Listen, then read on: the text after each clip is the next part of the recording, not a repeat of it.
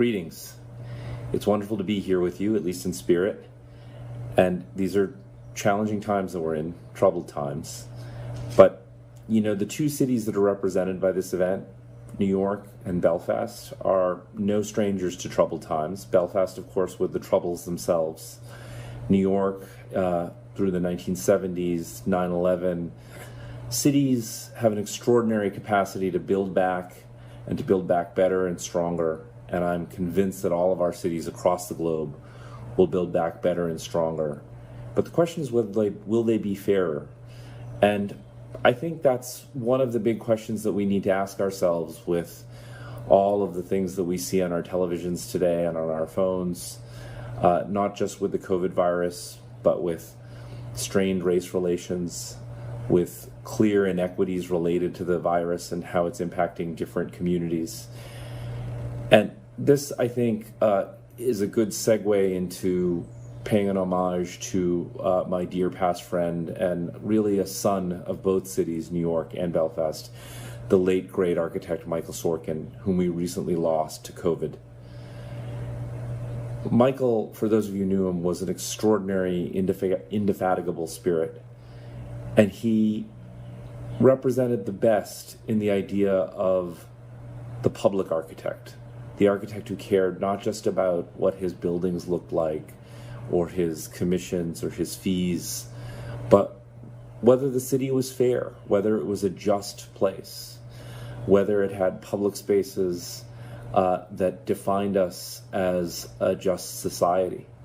And I think, though it is so tragic that we have lost Michael, that this is a great time to think about his memory, to think about the fact, Michael said that a great city strikes the right balances. And have we struck the right balance in our cities across religions, races, socioeconomic classes, creeds? Will we come out of this virus in a world where we are more sensitive to the needs of one another, where we are more connected to one another?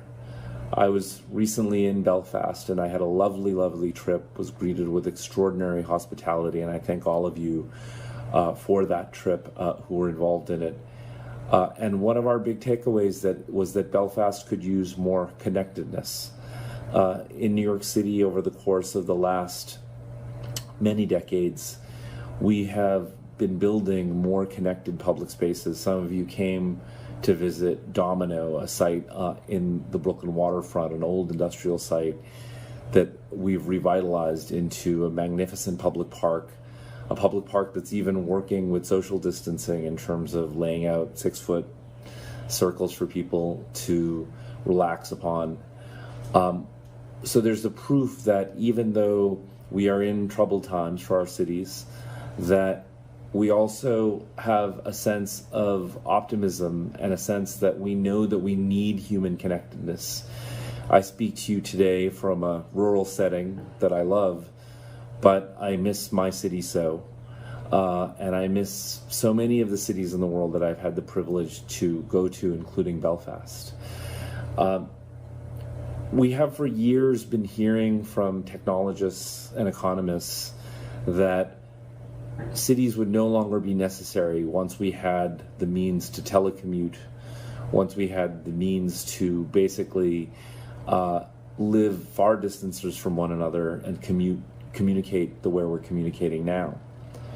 But I ask you, how many of us, even though we may miss our commutes and we may think, well, our transportation infrastructure should be better, how many of us miss human connectedness? And I would argue that most of us miss human connectedness, that the day after the vaccine comes out, it will be another V-Day, just like there was a V-Day after World War II, in which we celebrate the idea that we can be together again. And that's really what great cities are about. They are about connectedness. Yes, they are about great economies that lift people up and give people prosperity.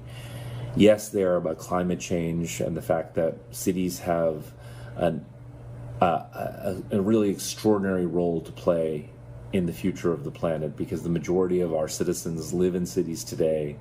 The majority of our carbon emissions come from buildings and cars.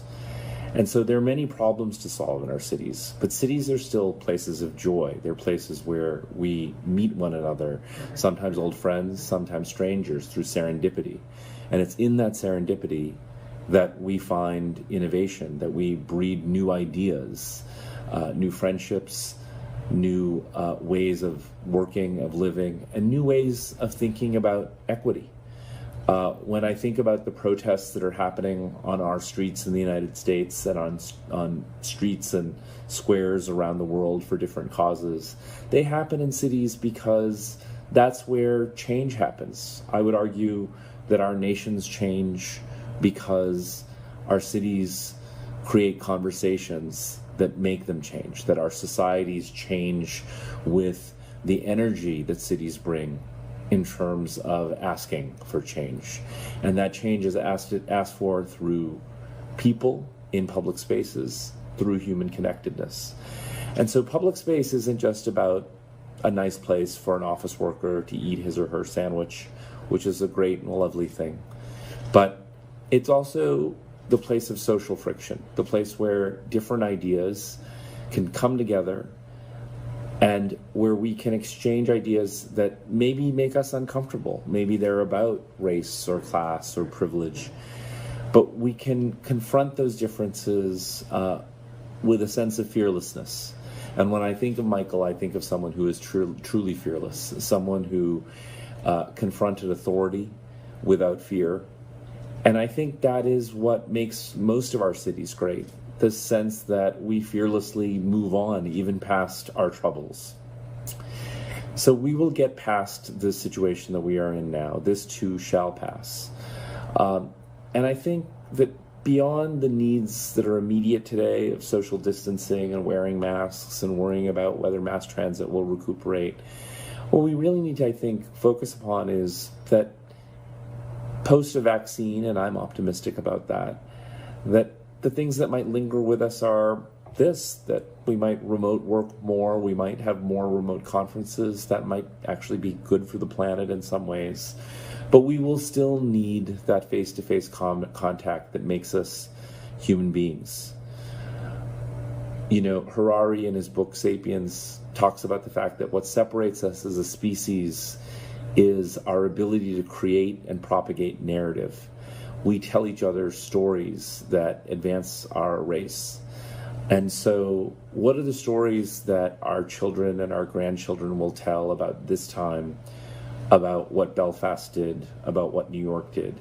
And I hope one of those stories is what you're doing now, that you're getting together, that despite the difficult circumstances of holding a conference, that you have the basic human faith, the basic optimism that says we can still exchange ideas, we can still progress in a way that's fair and equitable and good for the planet. And that in doing that, we really truly get the benefit of a great event like this that shakes us to our core, that makes us lose so many treasured friends, family members. This is, of course, a tragedy, but it is also an extraordinary event in human history, and one that reminds us that we should not take our lives for granted. We should not take the people and the places that make our lives special for granted. And that when we all return to some sense of being together again, that we should not forget this period, but in fact should build upon it. Just like pandemics past changed our cities, wars past changed our cities, racial strife, all of these things changed our cities. And so ours is an asymptote. Ours is the idea of creating the better place, not the perfect place. And that is what we all work towards as urbanists, as architects, as politicians, as social workers, as leaders, towards the better, fairer, more equitable place that I have every faith that New York can become, that Belfast can become. So welcome. I hope you have a wonderful conference. Thank you for inviting me to do this. And please help me honor the spirit of Michael and all of those whom we have lost. Thank you.